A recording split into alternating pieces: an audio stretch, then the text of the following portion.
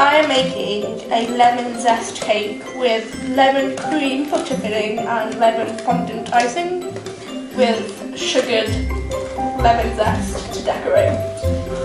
I'm baking a chocolate fudge cake that I will be decorating with chocolate and chocolate fudge icing.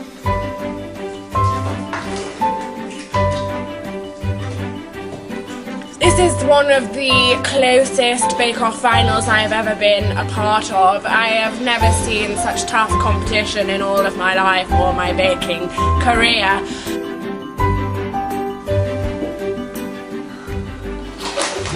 Oh, thanks for I think personally Ruby's a bit too cocky, really, and Mary Berry just seems the talent that shines through. Ew. That is why they're on a string, Mary. Good luck, Mary Berry. Yes, because yours looking better.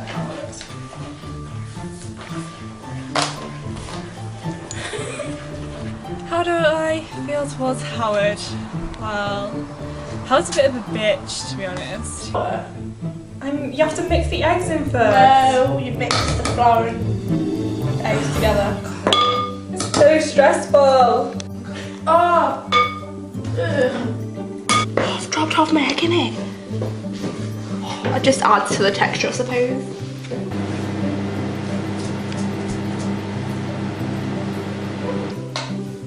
I'm slightly worried about the quantity of lemons going into Howard's lemon cake.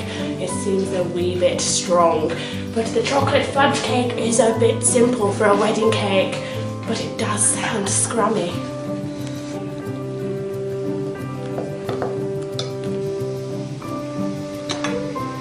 The bowl's hot.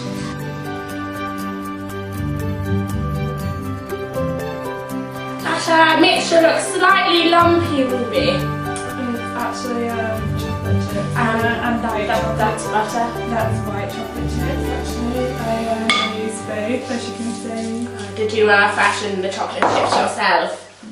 Yes, and then I put them in here. Safekeeping. Yes, so they don't go off. Yes, yes, I see. Right, well, do carry on. I will, don't worry.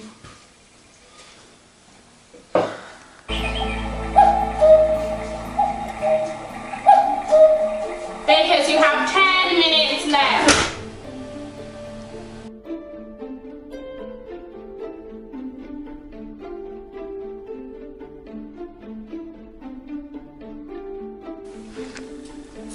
It does taste scrummy, Howard. I've decided to change my recipe to a lemon drizzle cake because, you know, I think you'd get more.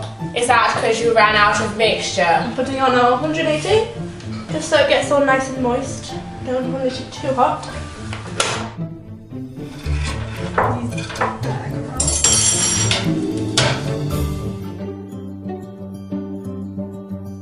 Wait with me.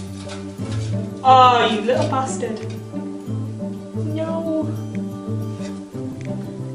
After my disaster with the cake tins, I felt like I didn't pick myself up, and you know, I turned it around with the decorations. I mean, I just did what I could. I tried my best. Sorry, I get too emotional because, you know, cake making is my life. You know, I'm so passionate about this, and you know, that's what people don't understand about me. I'm just, you know, I'm all about the cake. What went wrong with my cake? Well, personally I think Ruby, you know, sabotaged it because she's just jealous of my natural skill. You know, I think she made me lose control of my eggs and I just added too many eggs. Or maybe my pure manliness meant I hit it a bit hard when it came out the tin. But I still feel confident because, you know, the taste was there. It's not all about looks. I mean, look at David Cameron.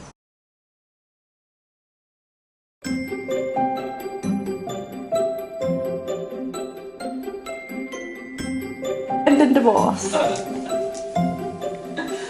Got to now add it to the top right now.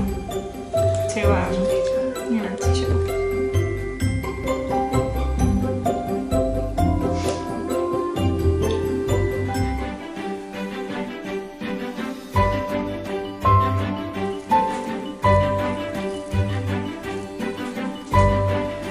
Ruby, could you please bring your cake forward, please?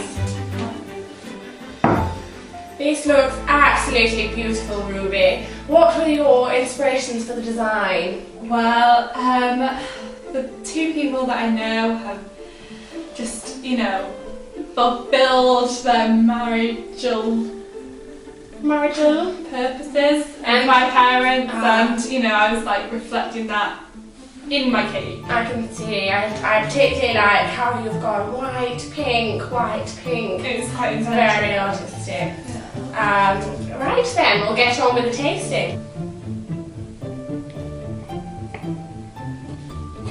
Lovely colour on it, but it's a tad bit tough on the bottom.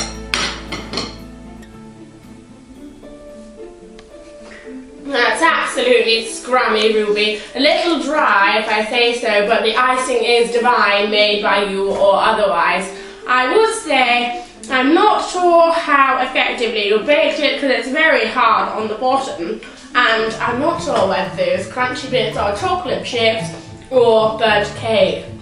But I like the addition of the marshmallows, and the decoration is sublime. I would definitely have this at my wedding day. Thank you very much, Ruby. Thank you.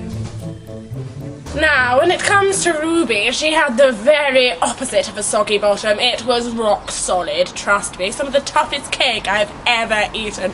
She managed to pull it back slightly with the decoration, but it was not scrummy, trust me.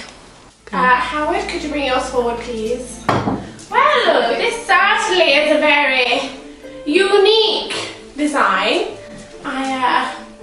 I like the different tiered look you've gone for. It's 3D. It looks a bit like a pile of sick, but a nice pile of sick. I particularly like the 3D design. Oh, is that? It's that a smiley bit now. Now you do know me well, Howard. Right, shall we get on to the tasting? I'll try this marshmallow. Did you make this yourself? Of course.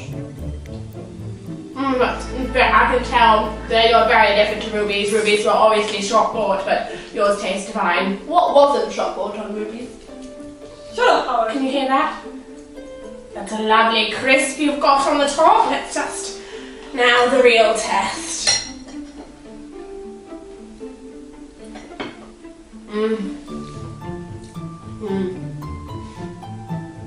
Is that honey I can taste? It is honey. That works beautifully with the lemon. Very zesty. It comes through, but not too much, but perfectly for a lemon drizzle.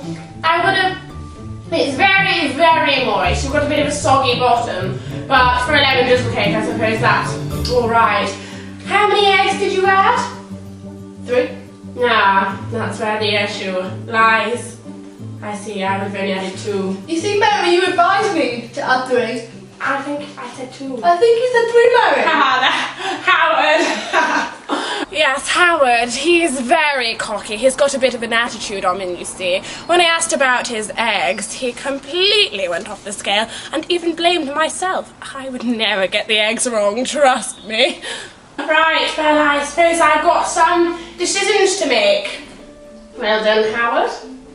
Howard is such a sticker. Tell me about it. Did you see the state of the cake?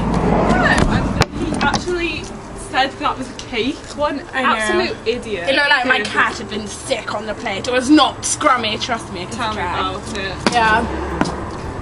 I have made a decision and I will stand by it, but it was very, very, very close.